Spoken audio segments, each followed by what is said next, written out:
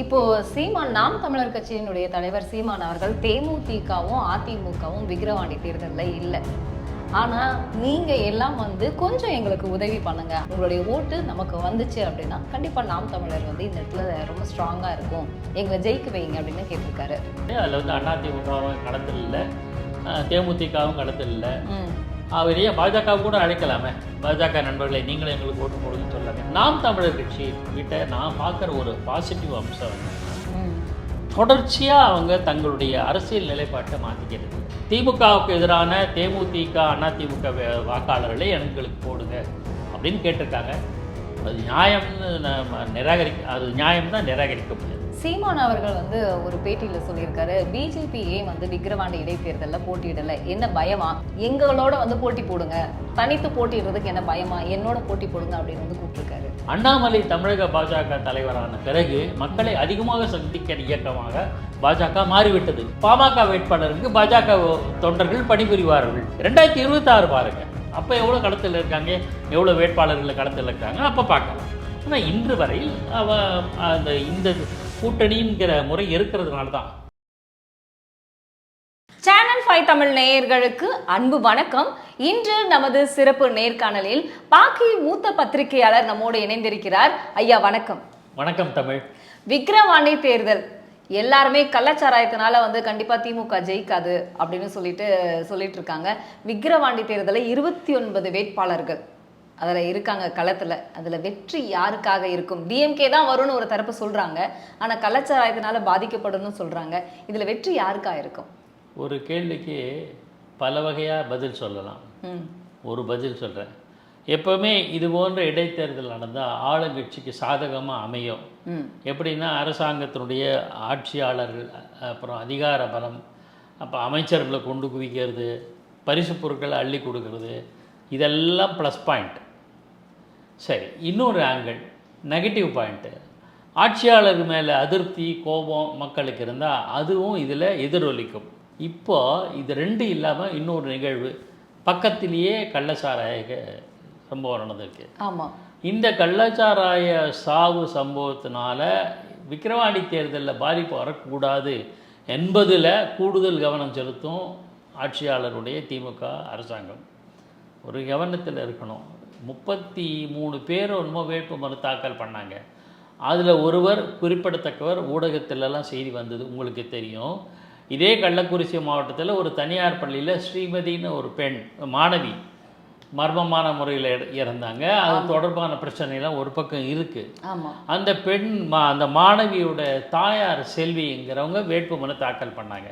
அதெல்லாம் எல்லா பத்திரிகையிலையும் ஊடகங்களையும் வந்தது. நாம் என்ன எதிர்பார்த்தோம், அவங்க இப்போ வேட்புமனு ஏற்கப்பட்டு அவங்களும் களத்தில் இருந்தாங்கன்னா வேறு என்ன கோணம் வருமோ என்கிற கேள்வியெல்லாம் இருந்தது.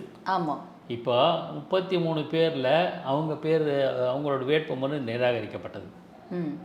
நான் என்ன பார்க்குறேன்னா, என்னுடைய பார்வை, நிராகரிக்கப்பட்டதுக்கு என்ன காரணம்னு இதுவரையில் யாரும் பத்திரிக்கை சொன்னாங்களா? சொல்லலை. அவங்க வேட்புமனுல கையெழுத்து இல்லை, அதில் 2 கையெழுத்து போட்டாங்க, தப்பாக மனு தகவல்களை சொன்னாங்க. ஏதாவது ஒரு தகவல் வந்திருக்கா? செல்வி, அதாவது ஸ்ரீமதியோட தாயார் போட்டியிடுறாங்க என்பது வரையில் வந்தது செய்தி, இது வரவே இல்லை. அப்போ என்ன காரணம்? நான் கேள்வி எழுப்புறேன். திட்டமாக அவங்க வேட்புமனு பிளான் பண்ணி ரிஜெக்ட் பண்ணிட்டாங்களா? கூடவே ஒரு 20 பேர் ரிஜெக்ட் பண்ணிவிட்டு களத்தில் இவங்க தான் இருக்காங்கன்ட்டு 29 அவ்வளோ பேர் தான் இருக்காங்க. அதில் பிரதானமாக 3 கட்சி.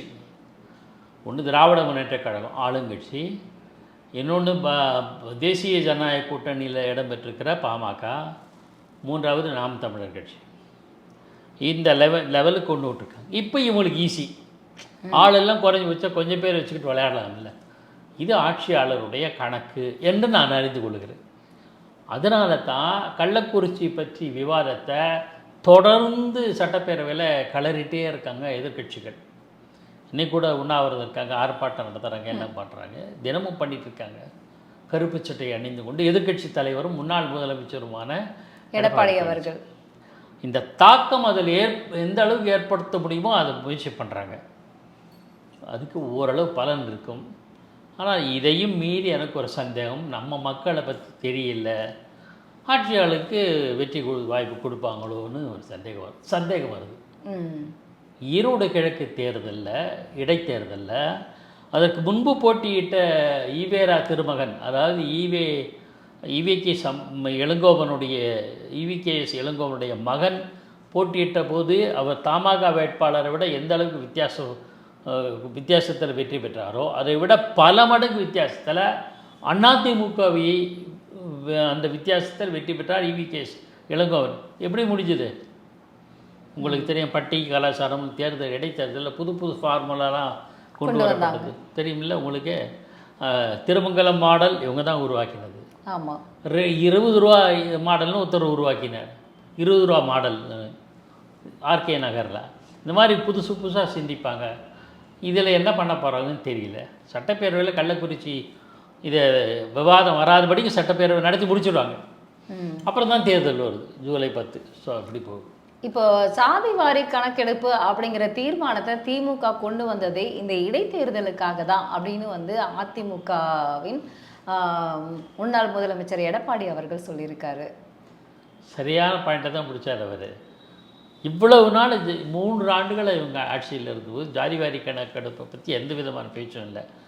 ஏன் நிதிஷ்குமார் பீகாரில் சாதிவாரி கணக்கெடுப்பு கொண்டு போது கூட நாம் கேவாஸ் பேசுனாங்க, ஒப்பு சப்பான்னு பேசுனாங்க. இப்போ தான் திடீர்னு இவர் எடுக்கிறாரு. அதில் கூட என்னென்னா சாதிவாரி கணக்கெடுப்பை மத்திய அரசு தான் செய்ய முடியும், எங்களால் ஒன்றும் செய்ய முடியாது அப்படின்லாம் சொல்கிறார். அன்புமணி ராமதாஸ் பாமக தலைவர் சரியான பதிலெலாம் சொல்லியிருக்கார். கேஸ்ட் சென்சஸ் வேறு, கேஸ்ட் சர்வே வேறு, அதில் என்னெல்லாம் பண்ணலாங்கிற விளக்கம்னு சொல்லியிருக்காரு. மாநில அரசை இந்த மாதிரி சாதிவாரி கணக்கெடுப்பு கொண்டு வர முடியும்.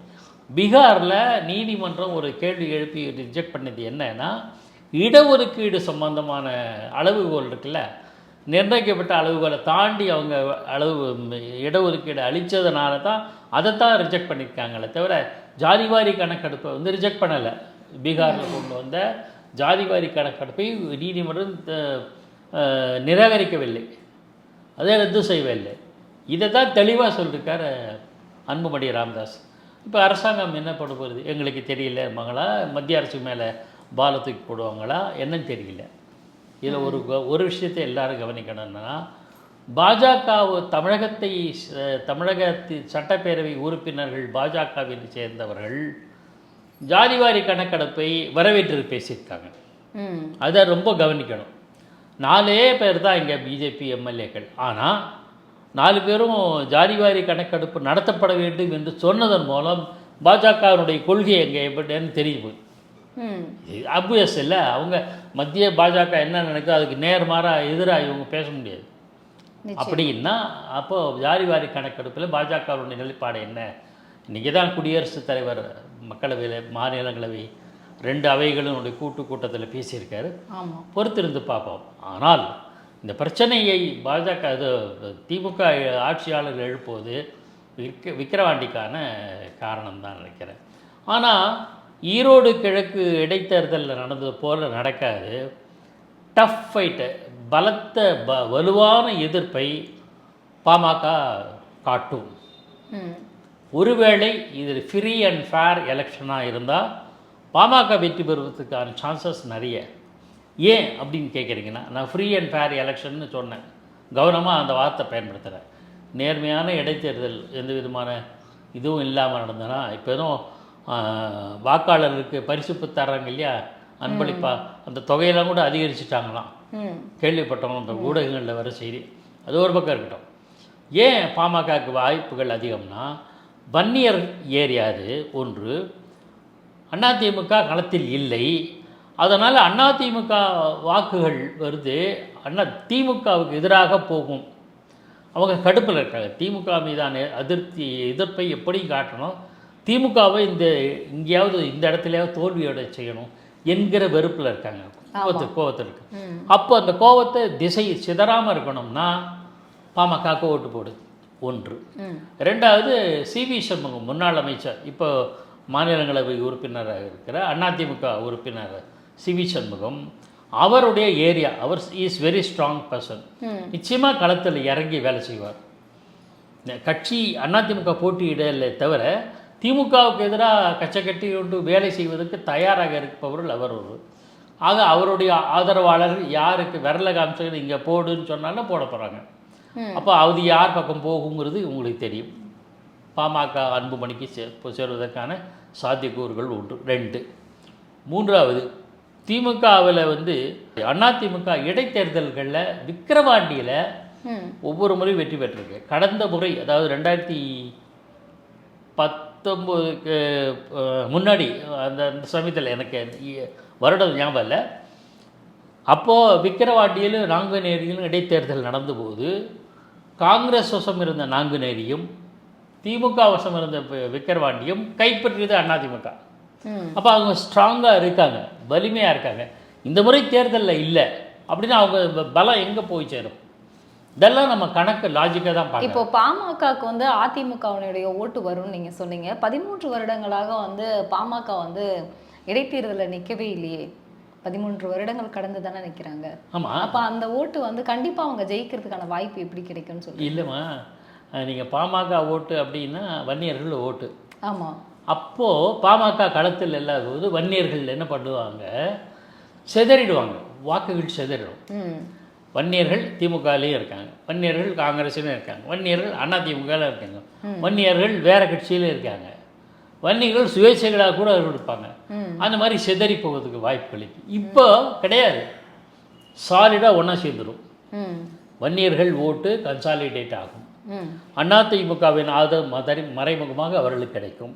திமுக எதிர்ப்பு என்கிற புள்ளியில் பாமகவும் பாஜகவும் அதிமுகவும் இணைவதற்கு நேரடியாக அல்ல. இதுக்காக வந்து அதிமுக பாஜக கூட்டணி வந்துருச்சுன்னு அப்படிலாம் சொல்ல மாட்டேன், அதெல்லாம் அபத்தம். ஆனால் நிலைமை கள நிலவரத்தை அந்த நேரத்தில் போட்டு அடிக்கணும். திமுக எதிரான இப்போ இது 3. 4வது இப்போ கள்ளக்குறிச்சி சம்பவம் சேர்ந்துருக்கு. இது எல்லாத்தையும் பயன்படுத்தி கொண்டு இந்த வன்னியர்கள் ஓட்டுகளில் கன்சாலிடேட் ஆகி பாமகவுக்கு போய் சேர்வதற்கான சாத்தியக்கூறு நிறைய இருக்குது.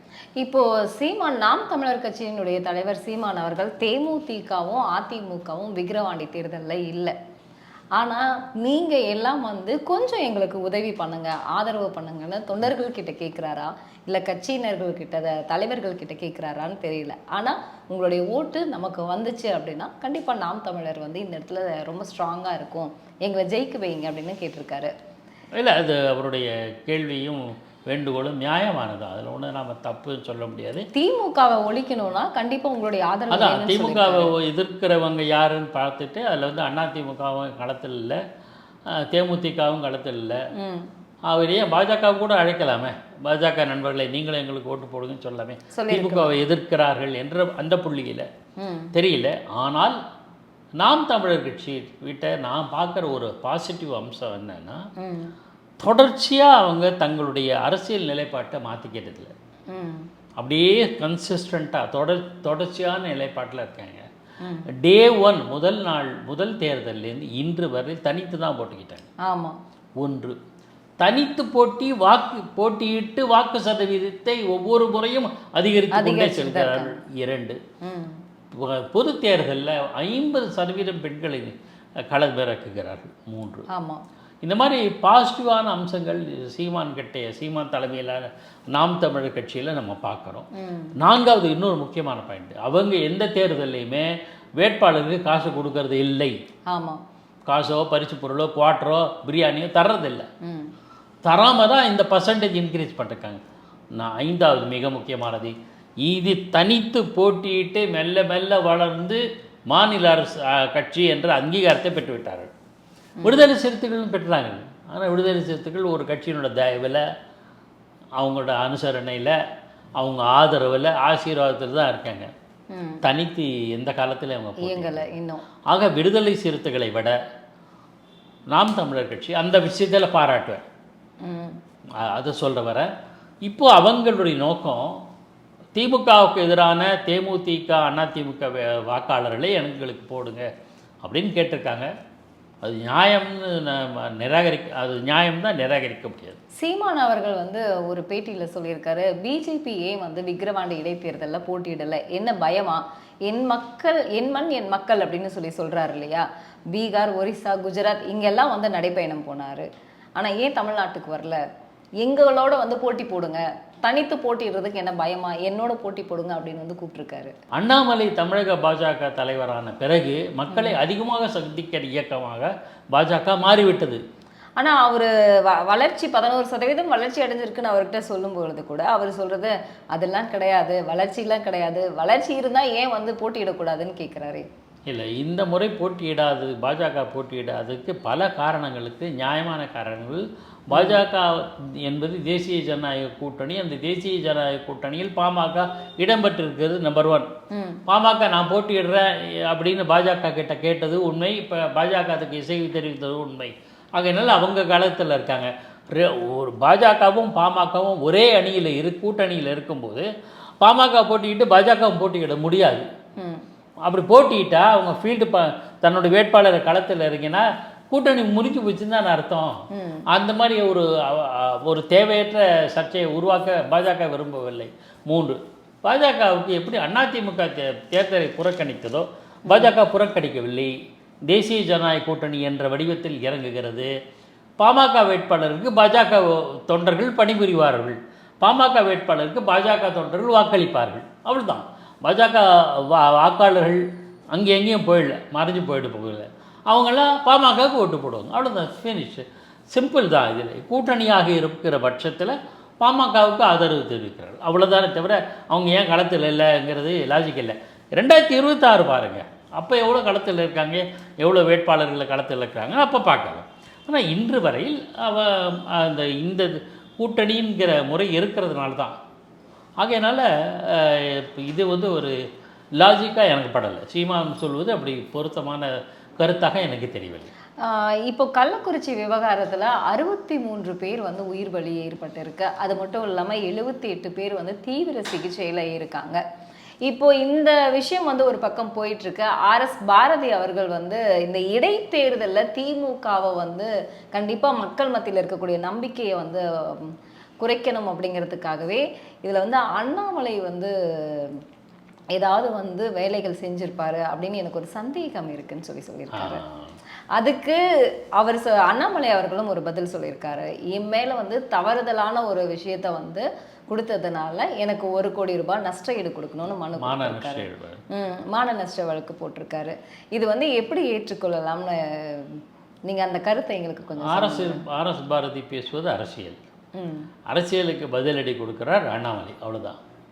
RS பாரதி வந்து ஏதாவது பேசணும், அண்ணாமலை திருப்பி அடிக்கணும்ட்டு இந்த மாதிரி ஏதாவது அபத்தமாக பேசுவதில்லை. சரி, அதாவது கள்ளக்குறிச்சியில் கள்ளச்சாராயத்தை வந்து பரப்பினதே பாஜக தான் அப்படின்னா, சென்ற ஆண்டு மரக்காணத்தில் நடந்த விழுப்புரம் பகுதியில் நடந்த சம்பவத்துக்கு RS பாரதி என்ன சொல்கிறார்? அப்போ எந்த கட்சின்னு சொல்லுவார்?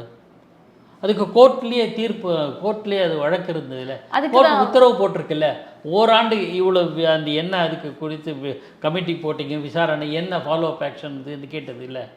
என்ன செய்தார்கள் இந்த ஓராண்டில்? இது ஒரு சம்பவம் இல்லை. ஒவ்வொரு கட்டத்திலையும் ஒவ்வொரு சம்பவம் நடந்து கொண்டே இருக்கிறது. எல்லா சம்பவத்துக்கும் பின்னணியிலும் பாஜக இருக்குமா? அப்போ கோவையில் வந்து சிலிண்டர் வெடிகுண்டு நடந்ததே, அது சிலிண்டர் வெடிகுண்டை கூட சிலிண்டர் வெடிப்பு அப்படின்னு தான் திமுகவினர் பேசினார்கள். ஏதோ வீட்டில் வந்து ஃபயர் ஆக்சிடென்ட் நடக்குது, சிலிண்டர் வெடிச்சிடும்ல, நிறைய விபத்துகள் பார்க்குறோம், அந்த மாதிரியாக ரொம்ப சாதாரண சம்பவமாக நினைக்கிறதுக்கு அப்படி சொன்னாங்க. சிலிண்டர் வெடிகுண்டு, சிலிண்டர் குண்டு வெடிப்பு, அதை வந்து சிலிண்டர் வெடிப்புன்னு சொன்னவங்க அந்த சம்பவத்துக்கு பின்னாடி பாஜகன்னு சொல்லுவாங்களா? RS பாரதி எப்படி இப்படியெல்லாம் பொருத்தம் இல்லாமல் பேசுகிறாருன்னு புரியல. இப்போ அது மட்டும் இல்லாமல் இப்போ அவர் வந்து ஒரு பாடலை சுட்டி காட்டி வந்து திருடனாய் பார்த்து திருந்தாவிட்டால் திருட்டை ஒழிக்க முடியாது, குடிகாரனாய் பார்த்து குடியை நிறுத்தாவிட்டால் குடியையும் ஒழிக்க முடியாது, எங்கள் தலைவரை வந்து குறை சொல்கிறதுக்கு யாரும் தகுதி இல்லாதவங்க அப்படின்னு சொல்லியிருக்காரு RS பாரதி சொல்லி. ஆமாம், அப்புறம் அப்படித்தான் சொல்லுவார் அது அந்த மாதிரி ஒரு அபத்தமாக. அப்போ நான் வந்து எதுவுமே அவங்களா திருந்தலாம் இல்லை, நம்ம போலீஸை திருடனா பார்த்து திருந்தாலும் சரி, திருடனாய் பார்த்து திருந்தாவிட்டால் திருட்டை ஒழிக்க முடியாது. அப்போ போலீஸ் ஸ்டேஷனில் முடியலாமா? என்ன பேசுகிறாரு? அவர் சட்டம் படித்தவர், லாயராக கூட இருந்தார், நகரமன்ற தலைவராக இருந்தார், எம்பியாக கூட இருந்தார். ஒரு அடிப்படை இது தெரியாது. ஆக இதெல்லாம் அரசியலுக்காக பேசுகிறது. அவர் தலைவரை குறை சொல்வதுக்கு யாருக்கு தகுதி இல்லை. இதெல்லாம் அரசியல் பேச்சு. அரசியல் பேச்சுக்களை எல்லாம் ரொம்ப சீரியஸாக வச்சுக்கணும். அபத்தமான பேச்சுக்கும் அரசியல் பேச்சுக்கும் வித்தியாசம் கிடையாது, அவ்வளோதான். இப்போ வரைக்கும் வந்து பார்த்தீங்க அப்படின்னா முதல்வர் மு.க.ஸ்டாலின் அவர்கள் கள்ளக்குறிச்சி பக்கமே எட்டி பார்க்கல. அதுக்கு என்ன காரணமாக இருக்கும்னு நீங்கள் நினைக்கிறீங்க? சட்டப்பேரவை நடந்து கொண்டு இருப்பதுனால அப்படின்னு அவங்க சொல்லுவாங்க. அது இப்போ தானே அதான் அப்படின்னு அவங்க சொல்லுவாங்க, நான் சொல்லலை. ஏதாவது ஒரு காரணம் கிடைக்கணும்ல, கண்டுபிடிச்சிடுவான் காரணத்தை. ஏன்னா அங்கே ஒரே மேடு பள்ளமாக இருக்கு, திமுக காரணத்தை தேடிக்கிட்டு இருக்கு, மழை பெய்யுது, ஏதாவது ஒரு காரணத்தை சொல்லலாம்ல. அதனால இல்லையே உதயநிதி போயிட்டு வந்துட்டாரே அப்படி. ஆக முதலமைச்சர் போகாட்டா உதயநிதி போகலாம் அப்படிங்கிற மாதிரி அரசமைப்பு சட்டத்தில் இருக்கோ என்ன தெரியாது நமக்கு. ஆக முதலமைச்சர் போகாமல் இருப்பது என்ன எனக்கு கேள்வி எழுப்புகிறது என்றால், தமிழ்நாட்டில் வெள்ளம் வந்தது, பிரதமர் ஏன் வரல அப்படின்னு கேட்டாங்கல்ல. ஆமாம். கள்ளக்குறிச்சியில் கள்ளச்சாராய வியாபாரம் இருந்தது, காவல்துறையினருக்கு தெரியும், உள்ளூர் ஆட்சியாளர்களுக்கு தெரியும், அப்படிலாம் சொல்கிறாங்களே. அப்போ கூட முதலமைச்சர் போக மாட்டார். அதுக்கு என்ன வித்தியாசம்? அதுக்கு என்ன பொருத்தம்? அது இயற்கை பேரிடர் நடக்கும்போது, இயற்கை பேரிடர் சென்னையில் வெள்ளத்தை கொண்டு வருவதில் பாஜகவுக்கு அதாவது அவங்களோட கைவரிசை இருக்கா? உடனே ஏன் இயற்கையாக நடந்த இதில் சம்பவங்கள் இது மாதிரி நாடு பூரா நடக்குது. வருஷத்தில் ஒரு நூற்றுக்கணக்கான பேரிடர் சம்பவங்கள் நடக்குது. எல்லா இடத்துக்கும் பிரதமர் வேலையை விட்டுட்டு போகணும் அப்படின்னு கேள்வி கேட்குறாங்க இல்லையா? பிரதமர் ஏன் வரல? எந்த காலத்துலையும் பிரதமர் வந்தது கிடையாது. அது ஒரு பக்கம். நான் ஏன் இதை சுட்டி காட்டுறேன்னா, சென்னை வெள்ளத்தும் போது பிரதமர் வரவில்லையே, தூத்துக்குடியில் வெள்ளம் வந்தபோது பிரதமர் வரவில்லையே அப்படின்னு கேள்வி எழுப்பினவங்க கள்ளச்சாரத்தில் 63 செத்து போயிட்டாங்களே, இப்போ முதலமைச்சர் வரலையே. அதான் முதலமைச்சர் தான் அள்ளி கொடுத்துட்டாரே. கள்ளச்சாராயம் அருதி சாப்பிட்டால் 10 லட்சம் ரூபா கிடைக்கும் அன்பு. அப்போ இவங்களுக்கு என்ன ஒரு லாஜிக் இருக்குன்னு, என்ன அளவுகோல் இருக்குதுன்னு தெரியல. அதுக்கு ஒன்று இதுக்கு ஒன்று.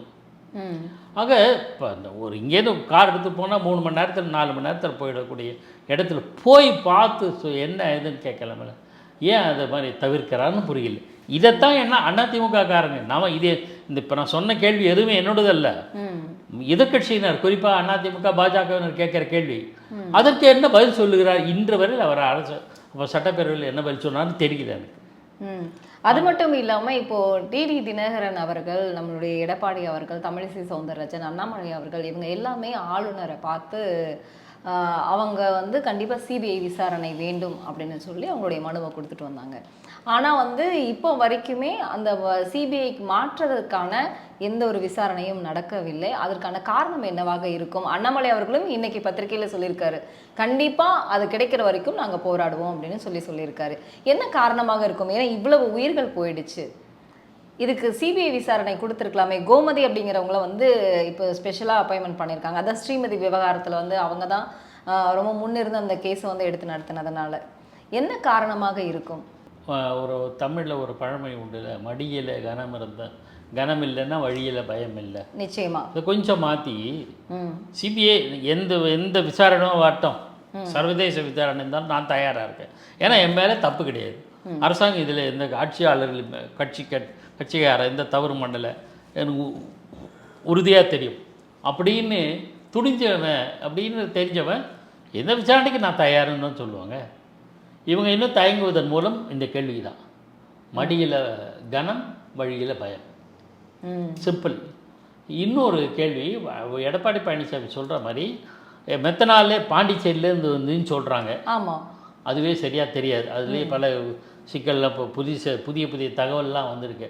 அதாவது எல்லை தமிழக புதுவை எல்லையில் ஒரு வீட்டில் நான் விரிவாக போக விரும்பல. அந்த வீட்டில் கள்ளச்சாரத்தை இவங்க மெத்தனாலை வச்சுட்டு அங்கேருந்து வந்துன்னு கணக்கு காட்ட முயற்சி பண்ணாங்க. புதுவை போலீஸார் அங்கே இருந்ததுனால அதை செய்ய முடியாமல் தவிச்சாங்க என்று ஒரு செய்தி படித்தேன். சரியாக தப்பாக தெரியாது.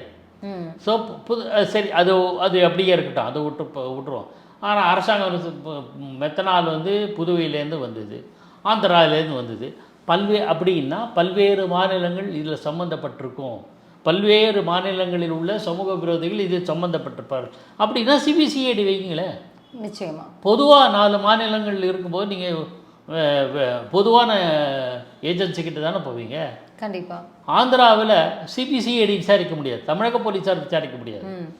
ஆனால் குற்றவாளி கைது செய்வாங்க எப்போவே, குற்றவாளி வெளிமாநிலத்தை தப்பிருந்தா. ஆனால் அந்த குற்றவாளி தமிழ்நாட்டில் ஒரு சம்பவத்தில் ஈடுபட்டிருந்தா தான் அவரை, இப்போ தமிழ்நாட்டில் ஒரு கொள்ளை சம்பவம், அதில் சம்மந்தப்போ ஒரு ஆள் இருக்கார், அவர் தப்பிச்சு ஓடி டெல்லியிலையோ பீகார்லேயோ பதுங்கி இருந்தார்னா தமிழக போலீஸார் அங்கே போய் அவரை பிடிக்கலாம். ஏன்னா குற்றச்சம்பவம் தமிழ்நாட்டில் நடந்தது.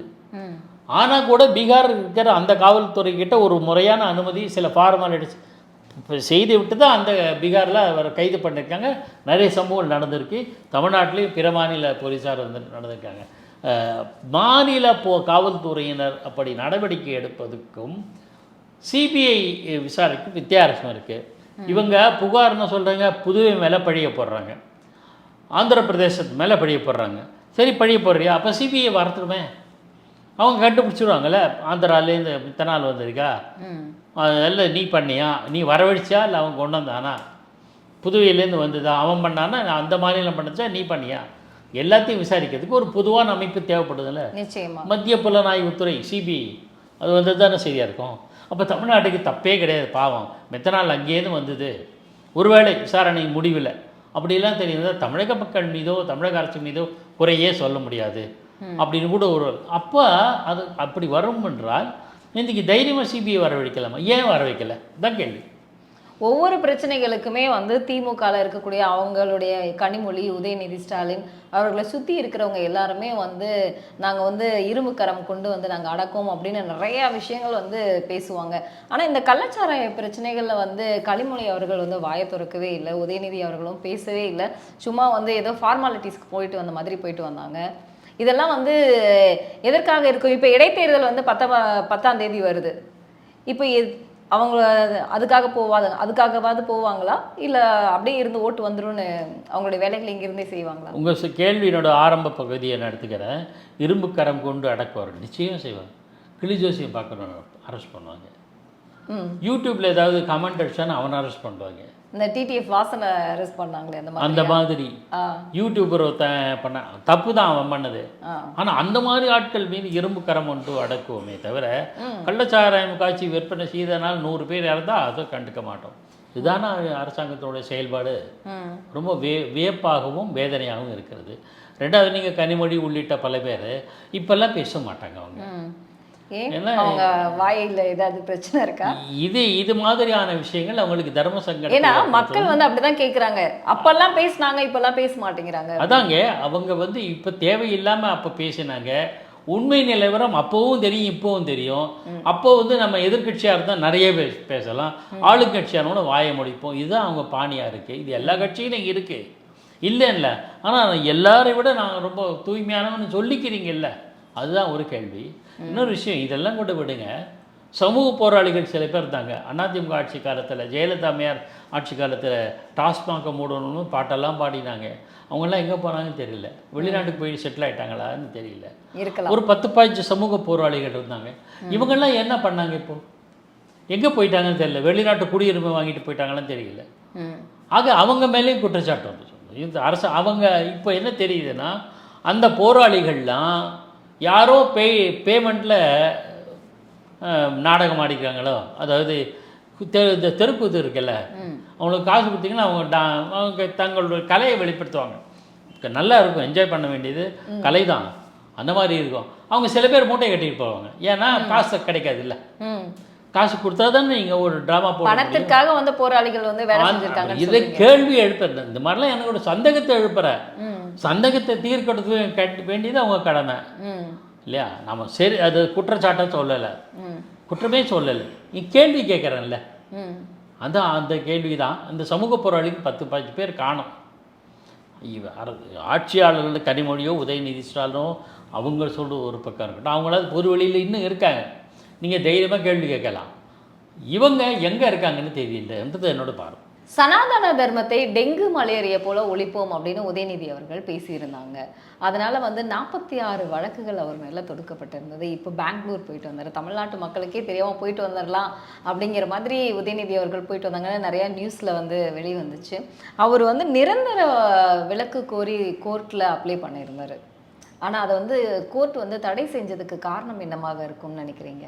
தடை செய்யலை, அதாவது நிரந்தர விலக்கு தரல, காரணம் என்ன? பார்த்துக்கலாம். ஏன்னா இவருடைய பேச்சு தொடர்பாக நாடு முழுவதும் பல்வேறு கோர்ட்டுகளில் 26 வழக்குகளை, எத்தனை வழக்குகள்? 46 சார், 46 வழக்குகள் இருக்குது. இப்போ ஒவ்வொன்றுத்துலேயும் வந்து விலக்கு கோர முடியுமா? அது ஒட்டுமொத்தமாக சுப்ரீம் கோர்ட் முடிவு பண்ணணும். எல்லா வழக்குகளுடைய தன்மையும் ஆராயணும், அந்த இவர் பேசின பேச்சையும் ஆராயணும், அது எந்த அளவுக்கு பாதிச்சிருக்கும் அப்படிங்கிறதெல்லாம் புண்படுத்தியிருக்குன்றதான் இப்போ ஆராயணும். இதுக்கெல்லாம் டைம் ஆகும். இதெல்லாம் எடுத்து பார்த்துட்டு தான் இவங்களை நிரந்தர விலக்கு, நேரடியாக ஆஜராவதிலிருந்து விலக்கு தருவது குறித்தெல்லாம் யோசிக்க முடியும். இப்போ 1 லட்ச ரூபாய் செலுத்தி வந்து உதயநிதி அவர்கள் வந்து ஜாமீன் வாங்கியிருக்காரு. கண்டிப்பாக எல்லாரும் மக்களுடைய கருத்து என்னவாக இருக்குன்னா, 1 லட்சம் இல்லை, 1 கோடியாக இருந்தாலும் 10 கோடியாக இருந்தாலும் அவர்களால செலுத்த முடியும். ஆனால் பேசிய விஷயம் வந்து ரொம்ப தவறுதலானது. அது மட்டும் இல்லாமல் கோர்ட்டில் வந்து பார்த்தீங்கன்னா வழக்கு தொடர்ந்தவர் சொல்லியிருக்காரு, அவங்கள விஐபி சீட்டில் ஏன் உட்கார வச்சிங்க, நான் வந்து அவர் மேலே வந்து குற்றம் சாட்டியிருக்கேன், அவரும் ஒரு குற்றவாளி தானே, அவரை எழுந்திருக்க சொல்லுங்கள் அப்படிங்கிற மாதிரியான நிறைய சர்ச்சைகள் போயிட்டு இருந்தது நேற்று. இவங்க அமைச்சர் தானே உதயநிதி ஸ்டாலின். ஆமாம். செல்வி ஜெயலலிதா அம்மையார் குன்ஹாவுடைய பரப்பன கிரகார தீர்ப்பு வந்தபோது கொடி போட்ட காரில் தான் போனாங்க. முதலமைச்சராக செல்வி ஜெயலலிதா அம்மையார் சென்றார். தீர்ப்பு வந்த அடுத்த கணமே அவரோட கார்லேருந்து கொடி அகற்றப்பட்டது. அவரோட எம்எல்ஏ பதவி போச்சு, அவரோட சிஎம் பதவி போச்சு. அடுத்த கணமே அவர் சிறையில் அடைக்கப்பட்டார். தீர்ப்பு, அஃப்கோர்ஸ் அது தீர்ப்பு தான், நீண்ட கால வழக்கு, அது வேறு விஷயம், சொத்து குவிப்பு வழக்கு. ஜெயலலிதா அம்மையார் வந்து ஒரு மாநிலத்தோட முதலமைச்சர். தீர்ப்பு வருவதற்கு முன்பு தீர்ப்பு படிக்க போவதற்கு 5 வினாடி 1 வினாடி வரையில் அவர் தமிழகத்தின் முதலமைச்சர். இந்திய அரசமைப்பு சட்டத்தின் அடிப்படையில் அவர் முதலமைச்சர். தீர்ப்பு முடிந்த உடனே அவர் குற்றவாளி, சிறைக்கு செல்கிறார். முதலமைச்சராக இருந்தாலும் இந்த முதலமைச்சர் மட்டுமில்லை, 4-5 முதலமைச்சர் இந்தியாவில் அப்படி நடந்திருக்கு. ஆக வழக்கு என்ற நீதியின் முன்னால் அது பிரதமராக இருந்தாலும் முதலமைச்சராகவும் ஒன்றுதான். இந்திரா காந்தி அம்மையார் பிரதமராக இருந்தபோது அவருக்கு எதிராகவே தீர்ப்பு வந்து ஞாபகம் வச்சுங்க. 1975 71 நடந்த தேர்தலில் முறைகேடுகள் நடந்ததுன்னு தொடரப்பட்ட வழக்கில் 75 தீர்ப்பு வந்தது. உச்சநீதிமன்றம் தீர்ப்பு வழங்கி நீங்கள், அதாவது பிரதமராக இருந்த இந்திரா காந்தி அம்மையார் பிரதமராக நீடிக்க, எம்பியாக நீடிக்க தகுதியற்றவர்னு முதல் தீர்ப்பு வந்தது. பிரதமராக இருந்தது. ஆக ஒரு நாட்டினோட பிரதமரையக்க அந்த மாதிரி இருக்கும்போது, சட்டத்துக்கு முன்னாடி நீதித்துறைக்கு முன்னாடி அப்படி இருந்ததுன்னா மாநில அமைச்சருக்கு என்ன ஸ்பெஷாலிட்டி? மாநிலத்தில் அமைச்சராக இருந்தவர் தான் செந்தில் பாலாஜி கைதானார். மத்தியில் அமைச்சராக இருந்தவர் தான் ராஜா 2G வழக்கில் கைதானார், சிறைக்கு சென்றார். ஆகையினால இது அமைச்சர்னு ஒன்றும் ஸ்பெஷல் கேட்டகரிலாம் கிடையாது. அது அப்படின்னா அந்த வழக்கு தொடுத்தவர் வந்து சொன்னது சரியானது தான். வழக்கு தொடுத்து சரிதானம்மா, அவர் கோர்ட் தானே கூப்பிட்டுருக்காங்க. இல்லை உதயநிதி ஸ்டாலின் மினிஸ்டர்னு தெரியும், அவர் வேண்டாம், அவரோட பிஏ மட்டும் அனுப்புங்க கோர்ட் சொல்லிச்சா? இல்லை. கோர்ட் யாரை அழைச்சது? உதயநிதி ஸ்டாலின் தானே. ஆக அதுதான் நீதி முறையாக நடக்கிற பட்சத்தில் நம்ம அது எதுக்கு சொல்ல முடியும்? நம்ம பார்வை என்னென்னா, வழக்குகளை சந்தியுங்கள், வாதங்களை எடுத்து வையுங்கள், உங்கள் பக்கம் நியாயம் என்று நிரூபியுங்கள், குற்றமற்றவர்கள் வெளியே வாங்க. அப்படி வந்தவர்கள் நிறைய பேர் உண்டு. விபிசிக்கு வந்திருக்காரு. இப்போ 10 லட்சம் கள்ளச்சாராயம் குடித்து இருந்தவர்களுக்கு 10 லட்சம் அப்படின்னு தமிழக அரசு அறிவிச்சிருந்தது. இதில் வந்து நிறைய பேர் வந்து எதிர்ப்பு தெரிவித்தாங்க. விவசாயத்தில் இருந்தவங்களுக்கும் இயற்கை இடையூறுகள்னால இறந்தவங்களுக்கு வந்து 1 லட்சம் 3 லட்சம் இந்த மாதிரி தான் கொடுத்தீங்க, அவங்களாவே குடிச்சு இறந்ததுக்கு வந்து 10 லட்சமா அப்படின்னு வந்து நிறைய, ஒரு பக்கம் வந்து ஆதரவும் ஒரு பக்கம் வந்து எதிர்ப்பும் வந்து தெரிவிச்சிட்டு இருக்காங்க. இது வந்து சரியானதா? அதுதான் மிகப்பெரிய தவறு. அந்த 10 லட்சம் அரசாங்கம் தருகிறது என்றால், அரசாங்கத்தினுடைய பணம் என்றால் மக்களுடைய வரிப்பணம். எதுவுமே குற்றமே செய்யாத மக்களுடைய வரியிலிருந்து குற்றம் செய்தவர்களுக்கு போய் சேருகிறது என்றால் அதை போன்ற ஒரு அவலம் உண்டா? உண்மையை சீமான் கேட்ட மாதிரி கள்ளச்சாராயத்தை விற்று வியாபாரம் பண்ணி கோடி கணக்காக பணம் சேர்க்குற அந்த சமூக விரோதிகள் அவங்கள பிடிச்சி தண்டித்து அவங்கக்கிட்டேருந்து அபராதம் வசூலித்து அவங்கக்கிட்டேருந்து அவங்களோட சொத்துக்களை பறிமுதல் செய்து இறந்தவர்களோட குடும்பத்தை கொடுங்க. யார் வேண்டான்னா இவங்களால தான் அவங்க இறந்தாங்க. அந்த இவங்க படத்தை பிடிங்கி அவங்களுக்கு கொடுங்க. மாறாக அரசாங்கத்தோட பணத்தையே தரணும். நியாயமான கேள்வி தானே இது. உழைக்கும் மக்கள் செலுத்துகிற வரி. இந்த வரியிலிருந்து பணம் யாருக்கு போனால் உழைக்கிற விவசாயிக்கு போகட்டும், நாட்டுக்காக உயிர் கொடுக்குற இராணுவத்திற்கு போகட்டும், ஏதோ விபத்தினால மக்கள் அரசு பணியில் இருக்கும்போதே தெரியாதனமாக விபத்தில் இறந்து போகிற காவல்துறையினருக்கு போகட்டும், ஏதாவது ஒரு சம்பவத்தில் திடீரென்று ஏற்பட்ட அசம்பாவிதத்தில் உயிரிழந்து போகிற அல்லது பாதிக்கப்படுகிற மக்களுக்கு நிவாரணமாக போகட்டும், திடீரென்று வெள்ளத்தில் சிக்கி தவிக்கிற மக்களுக்கு போகட்டும். அதுக்கு மாறாக கள்ளச்சாரம் சாப்பிட்றவங்க கொடுத்தீங்கன்னா இன்னும் கள்ளச்சாரம் சாப்பிட்டா நமக்கு வந்து செத்தா இன்சூரன்ஸுக்கு என்ன, நான் இன்சூரன்ஸ் எடுத்தேன்னு வச்சுக்கலாம் எங்களுக்கு 1 லட்சம் 2 லட்சத்துக்கு மேலே கிடைக்காது. ஆனால் கள்ளச்சாரம் சாப்பிட்டா ப்ரீமியமே கட்ட வேணாம் 10 லட்சம் கிடைக்கும் என்கிற தவறான உதாரணத்துக்கு இவங்க வழிவகுத்துறாங்கல்ல. ஆக அது தவறு. நியாயமாக விவசாயிகள் பாதிக்கப்படுகிற வறட்சியினால் விவசாயி பாதிக்கப்பட்டாலும் கொடுங்க. ஏதாவது இயற்கை சீற்றத்தால் பாதிக்கப்பட்ட மக்களுக்கு நிவாரணமாக கொடுங்க. போர்க்களத்தில் இருக்கிற இராணுவ வீரர்கள் இறந்து போய் சடலம் வருதுன்னா அவங்களுக்கு உரிய மரியாதையோடு நிவாரணம், அவங்க குடும்பத்துக்கு வேலை வாய்ப்பு தான் கொடுங்க. இவங்க நீங்கள் ஒன்று கேட்கலாம், சில பேர்னு சொல்லுங்கள் கள்ளச்சாராயத்தினால இறந்தவன் அவன் தான் தப்பு பண்ணான்னா அவன் குடும்பமும் நடுத்தரில் நிற்கணுமா அப்படின்னு கேள்வி வரும். அதுக்கு நான் சொல்கிறேன், அந்த குடும்பத்தில் இருக்கிற ஏழை குழந்தைகளை படிக்க வைங்க. இப்போ தான் அனௌன்ஸ் பண்ணுறாரு. ஆனால் எடப்பாடி பழனிசாமி முதலே சொல்லிட்டார், அவர் களத்துக்கு போயிட்டு சொல்லியிருக்கார். அவங்க குழந்தைகளை படிக்க வைங்க, இலவசமாக படிக்க வைங்க. குடும்பத்தில் யாருக்காவது வேலை வாய்ப்பு கொடுங்க, அரசு வேலை வாய்ப்பு கொடுங்க. ஆனால் நீங்கள் வந்து 10 லட்சம் தானமாக கொடுக்குறது அயோக்கியத்தனம், ஏற்கத்தக்கது அல்ல. எல்லா தரப்புலேருந்து எதிர்ப்பதுன்னா நியாயமானது. ஆக அரசாங்கம் எதை செய்ய வேண்டுமோ எதை செய்யக்கூடாதோ அதையெல்லாம் செய்கிறது, எதை செய்ய வேண்டுமோ அதையெல்லாம் செய்யாமல் தவிர்க்கிறது. உங்களுடைய பொன்னான நேரங்களை எங்களோட செலவிட்டதற்கு நன்றி. சேனல் 5 தமிழுக்கு என் நெஞ்சார்ந்த நன்றி.